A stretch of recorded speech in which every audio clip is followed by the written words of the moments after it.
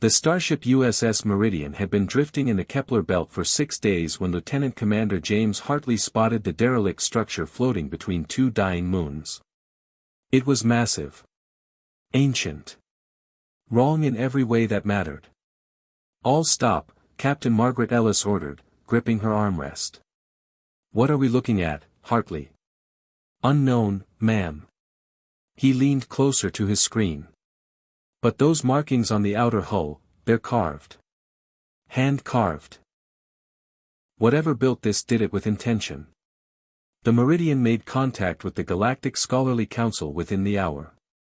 Within 2 hours, the most respected alien minds in the known galaxy were staring at the footage on their screens.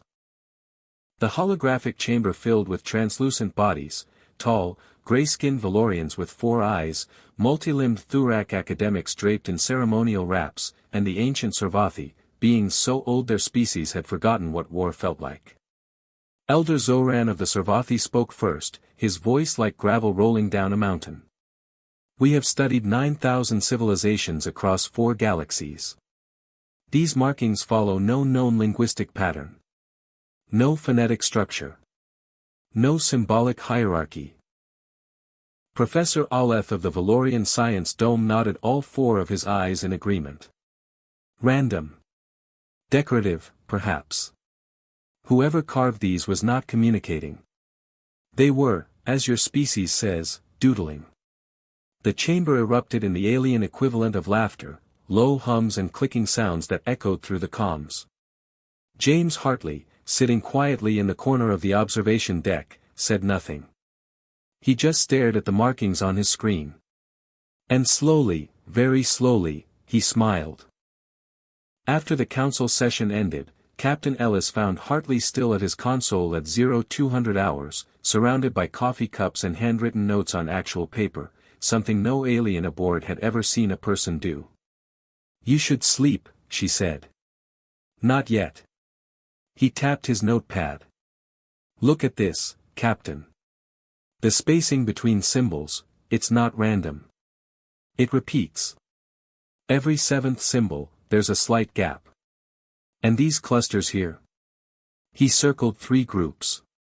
"They appear in a ratio of roughly 1 to 1. 618. Ellis frowned. "The golden ratio." "Exactly." His eyes were bright. "These aren't letters.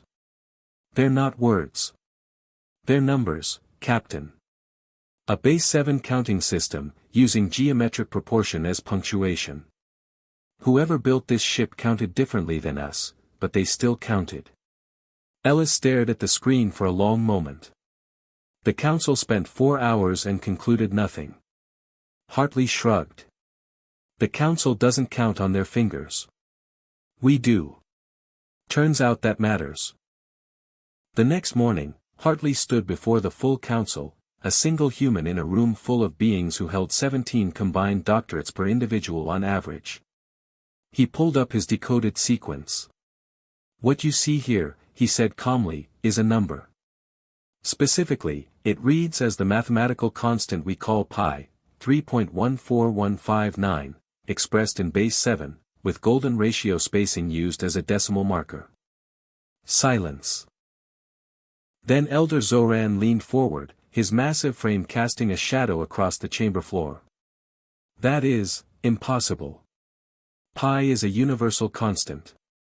It would mean they wanted anyone, any species in the universe, to recognize it," Hartley finished. "They didn't write in a language. They wrote in math. Because math doesn't have an accent." The chamber was absolutely silent. Professor Aletha's 4 eyes blinked, slowly, one after another. "We laughed," he said quietly. "Yeah," Hartley said, gathering his notes. "You did." It took 3 more days to decode the full sequence. The ancient vessel wasn't a ship at all. It was a library. And the first line of its contents, once fully translated, read, "To whoever finds this, we knew you would understand numbers before you understood us. Welcome. You are not alone. You never were.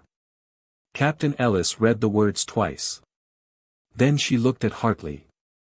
How did you figure it out when 9,000 years of alien scholarship couldn't?